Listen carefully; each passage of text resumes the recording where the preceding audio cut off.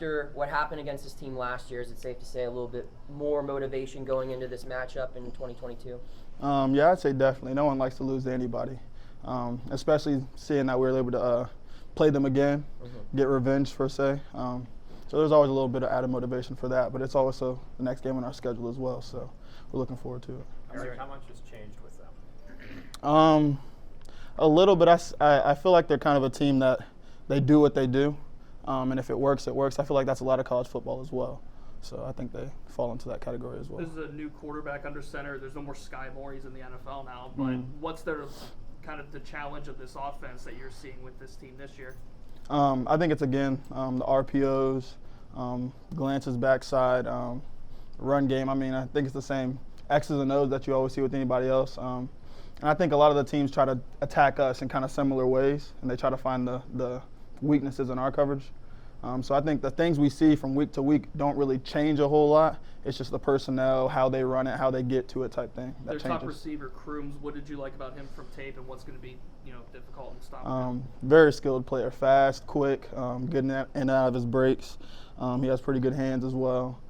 So I think we're just going to have to really be on our P's and Q's and watch him wherever he goes. How would you evaluate the secondary so far this year? I mean, you had two really good tests at quarterback, both against West Virginia and Tennessee. How would you say you guys have played?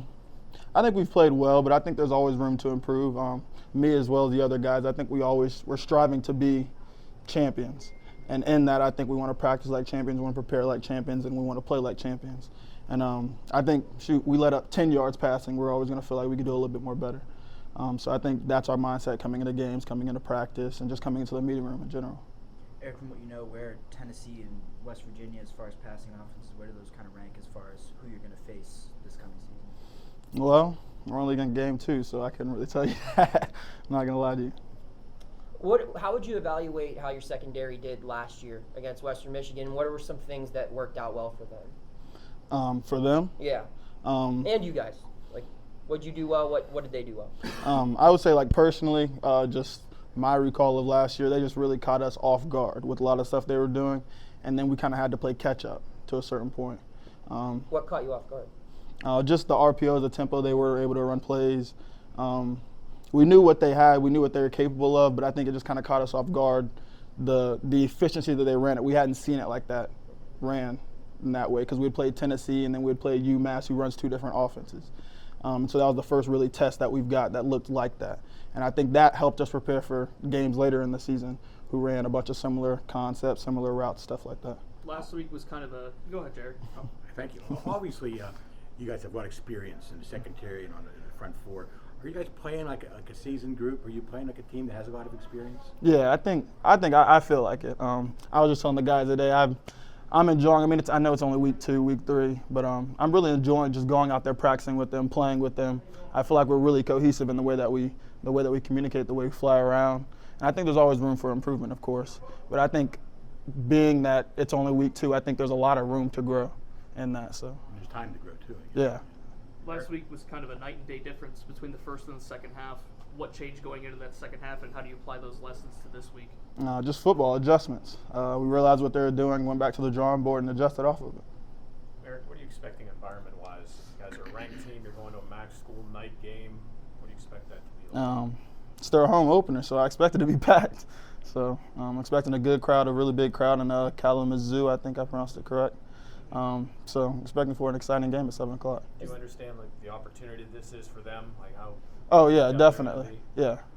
Is there any benefit knowing that you both have played a team that played Ball State? You know, like when you're breaking down their film, you have a way to watch, see how Tennessee played Ball State and then how your next opponent plays Ball State.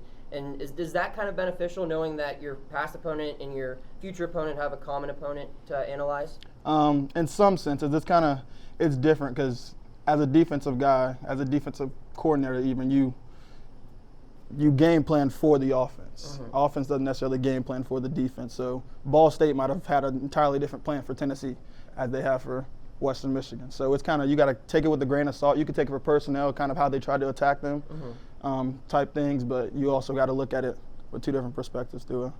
So is the Michigan State film a little bit more valuable because they're, a Power 5 school and they may have a different approach for that? Or a little bit, but I think it's scheme still? I think it's a little bit of the same thing though, as well. Who calls out most of the alignments, you or Savasi?